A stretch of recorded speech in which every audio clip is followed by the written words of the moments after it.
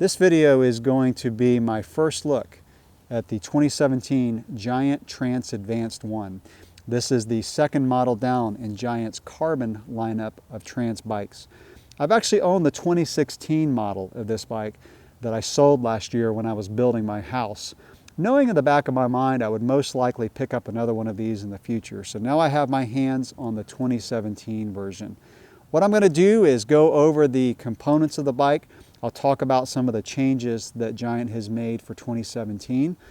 And then I'm going to follow up this video with a second one that's going to be my first ride on this bike. I'm going to wear my GoPro and talk through how I feel about the bike on what's literally going to be the first ride on the trails on this bike. Before I get further into the video, I want to give a quick shout out to my local bike shop. I'm a big proponent of supporting your local shop.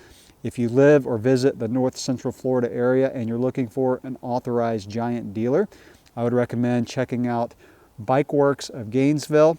You can check them out online at www.gobikeworks.com.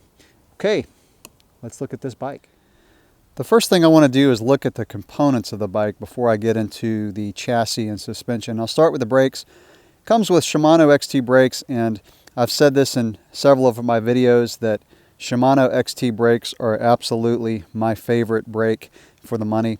The durability, the control you get with these, the modulation, the power, and the maintenance. They're really easy to work on. They have these external adjustments that you can adjust the reach and that kind of thing. So really love the fact that this bike comes with XT brakes. And you're going to hear when I talk through the components that if I were to go out and spec a bike, I would spec it extremely similarly to the way Giant has done this with full XT and Fox suspension. The bike does come with 180 rotors, which is pretty common on the front, but also it has a 180 rotor on the back, which is pretty unique. I think all other trail bikes that I've ridden, I've used a 160, so probably going to get a lot of power in the rear brake, which is okay on a trail bike. You definitely would not want to put a 180 on a cross-country bike, but with the travel that you get on this bike and the grip that you get on the tires, I think the 180 rotor in the back is going to be fine. Definitely going to give a lot of good power for fast descents. This bike does use a full Shimano XT drivetrain. The rear derailleur is Shimano's Dynasys. It has the clutch that you can engage to really reduce chain slap. The only reason you would really disengage that is to remove the rear wheel. It's an 11-speed drivetrain, and the front chainring is a 32, of course, Shimano cranks. And I am running XT trail pedals on this bike that do not come with the bike, but that's what I'm going to run on this one. So 32 tooth front chainring, and it is, of course, the narrow wide, so you don't have to run a front derailleur. This bike does actually come with a mount for a front derailleur should you choose to put one on, but with the 46 in the back, it goes all the way up to a 46 big cog in the back. I don't think you're going to need a front derailleur on this bike. I've actually never run a rear cassette with a gear range this big. I don't think in my area I'm going to use this. This is going to be for when I head up to the mountains to ride. So again, it's big. You know, the SRAM is releasing their Eagle with a 50.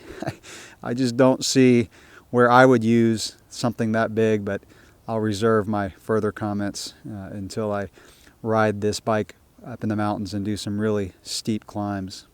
As with most modern trail bikes today, it comes with a dropper seat post. This is Giant's contact seat post. This is about the 4th or 5th contact dropper seat post that I've used. They have been really reliable for me. It's a smooth operating post. The return is not too quick. It's an infinite height adjustment, and I like the post. Some people have commented that they wish that the thumb lever was underneath, so instead of it being kind of at the top, that it would be underneath. I could see that, but for me, the operation of this post is fine. I'm really used to it. I guess if I were used to an underneath thumb lever, maybe I would want one, but it is a cable actuated. It's not hydraulic, and it's actually pretty easy to change the cable on these should you need to do so down the road. So it's a good seat post, and you know, of course, when you get used to one on a mountain bike, they're really hard to to ride a trail bike without it. You come to rely on it on steep rocky descents. Looking at the saddle, this is Giant's Contact SL saddle. I've used these before. They're fairly comfortable. It's a flat design, not a lot of pressure points that hit your rear side too hard. Got the anatomical cutout. So I've heard some people say they don't appreciate the comfort of the saddle. They think it's somewhat uncomfortable. I don't think so. I like the saddle, and like I said, I've used it before on other bikes, and it's a good saddle for me. Looking at the cockpit of this bike, the handlebar is Giant's Contact SL. It's an aluminum bar, but it's pretty light. It's probably their lightest in-house handlebar that they make. It is 750 millimeters wide. That's a good width for me. I think if you only ride trail or enduro, you're probably going to want a wider bar. But for someone like me who switches between a trail bike and a cross-country bike, my cross-country bike has, I think, about a 730. So I don't have to make a huge switch into a wider bar, because a handlebar makes a huge difference in how a bike handles. And so again, this is probably a component that a pure enduro rider is going to swap out for a wider one. The stem is a 60 millimeter length stem, which is a really good length for a trail bike. I wouldn't go any longer. You may want to go a little bit shorter if you're used to a stubby stem, but for me this is a perfect length stem. And my cross-country bike's a 90, so this is a big step down in size, which I think really helps the handling of the bike. It makes the bike, a shorter stem is going to help a bike just get around the tight stuff a little bit easier and make it handle better at the slower speeds when you're going over kind of steep, rocky terrain, especially on climbs when you're doing switchbacks that are pretty steep. The only component that I've swapped out on this bike is the grips. The ones that come on this bike are actually pretty good. They're lock-ons, they're fairly light, and they're very comfortable. They don't last a whole long time, but they are comfortable. But I'm just so used to these ESI chunky foam grips that I put these on. Now let's look at the wheels that come on this bike. Comes with Giant's TRX-1 carbon wheels, and I actually considered the aluminum model of Trance the highest one, and then I was going to put on some carbon wheels because I'm so used to the precision of carbon wheels, it's hard for me to go back to aluminum. But by the time I bought the bike and then ponied up for a set of carbon wheels, I probably would have been close to the price of this bike. So these wheels are very stiff. From my past experience of riding Giant carbon wheels, they are very precise. They're fairly light. They're not quite as comfortable on hits as a Stan's wheel because of the stiffness. The Stan's wheels have a little bit of a flex vertically when you hit a bump. But since this bike has 140 millimeters of travel in the rear and 150 in the front, that stiffness doesn't really affect the comfort of the ride for me. Now, if you were using these wheels on a shorter travel bike, they may be a little bit too stiff vertically. But 33 millimeter internal width, which gives a lot of traction because it spreads the tire out a little bit. So a really good wheel set. And while I'm talking about the wheels, let me mention the axles. So this bike comes with front and rear boost spacing on the axles. And so it's a 1/48 width in the rear, and both axles are actually don't have a quick release. So you've got to use a 6 millimeter Allen wrench to get these off, which is really not that big of a deal on a trail bike. You're not changing a tube real fast unless you're racing enduro, but most people are going to run these as tubeless. And by the way, these wheels are tubeless ready. And in fact, I have a video that shows how to convert these to tubeless using the rim strip that's provided in the valve stem. So Giant includes those with the wheels. So I definitely recommend converting these to tubeless if you get this bike. And the front also is a boost spacing, so it's the 110 width instead of what was standard a couple years ago, 100. It's gone up to the wider axle, and again, the front is also a bolt through. So this is called the Cobolt, which is Fox's name for this. And it's a lighter axle compared to the quick release. So the tires on this bike are the Schwalbe Knobby Nicks, and it comes with a 2.25 in the rear and a really fat 2.4 in the front, almost getting up to plus size bikes. I think that next year Giant's going to release a plus size Trance.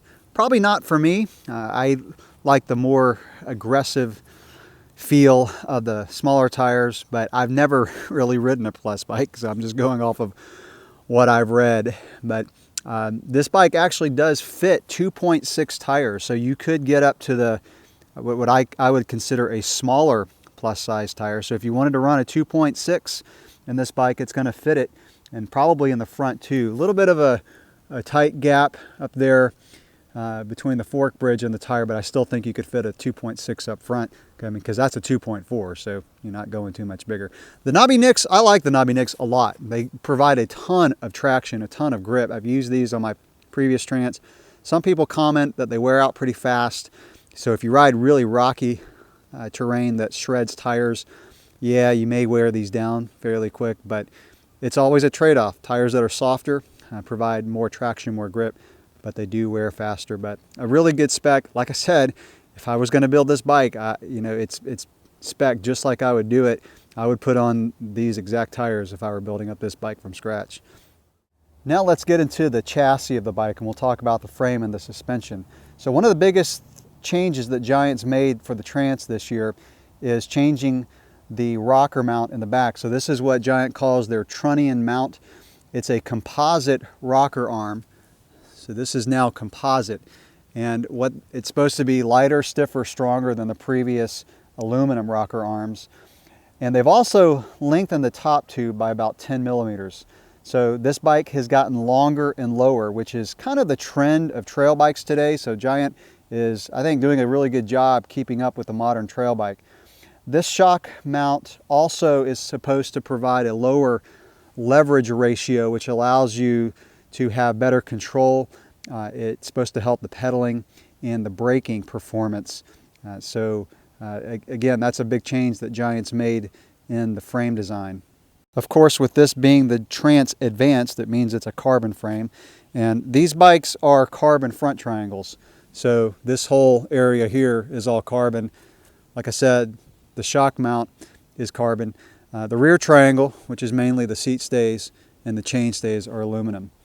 I'll reserve my comments on how the bike rides as far as stiffness in my follow-up reviews, but I can say from past experience of riding a carbon Trance, it's a very stiff, very light frame, very responsive. So I'm looking forward to getting some time on this. One thing I do like about Giant frames is the cable routing. It's very easy. It's got these plugs and a pretty wide gap here, so you just pull the plug out. Very easy to get cable through Giant frames. So if you're changing brake cables or derailleur cables later on down the road, very easy. Or if you're building this bike up from scratch, if you're just getting the frame only, very easy to run the cables. So they do run internally, and so here you would have your rear brake and rear derailleur coming out, and then running externally kind of along the chainstay. It does come with a nice chainstay protector that I've wrapped my inner tube homemade chainstay protector over because I like really protecting my frames. Also the rear brake cable does run externally, but up front it's a very, very clean routing. And I do like the way Giant is running the cables now at the bottom here. Old Trances used to kind of come up here. They would pop out of the frame here and then run along the shock, and the cables would kind of bounce and hit the shock, sometimes hit your leg. So really nice clean cable routing on this bike. So let's talk about the suspension on this bike. It does come with Fox suspension. This is Fox Factory, which is Fox's higher end. Performance, the Performance series, is Fox's lower end suspension. This comes with the Kashima coating, which is a really nice smooth exterior coating they put on the stanchion tubes. It's a 34 fork, perfect spec for a trail bike. It's going to be a lot stiffer than a 32. It's not too heavy, not too thick that you would get in a 36. So really good spec. Being the higher end Fox model, it does come with really nice compression damping settings. So you've got fully open, and you've got middle, and then locked out. And you can adjust the level of compression in the open setting with the black knob there. The rear shock, also factory series with the Kashima coating. It's the Evol shock that comes on this bike, which is a higher volume canister. which provides a more linear feel with the higher volume. It too has 3 levels of compression damping, so you've got fully open, kind of a middle setting, and the setting all the way over to the right towards the cranks is not fully locked out. It still provides a little bit of movement, but it's pretty darn stiff, so you'd use that on the road or fire road or really smooth climbs. And it also has some adjustment in the open setting, so you've got 3 levels, 1, 2, 3, that you could adjust with this black knob that you would pull out and turn. I leave it on 1 because when I open my shock up for a descent, I want it fully open, fully plush. And of course the red knob here is your rebound. And no review would be complete without a bike weight. So this one comes in at 27.23 pounds, and that is with the Shimano XT trail pedals.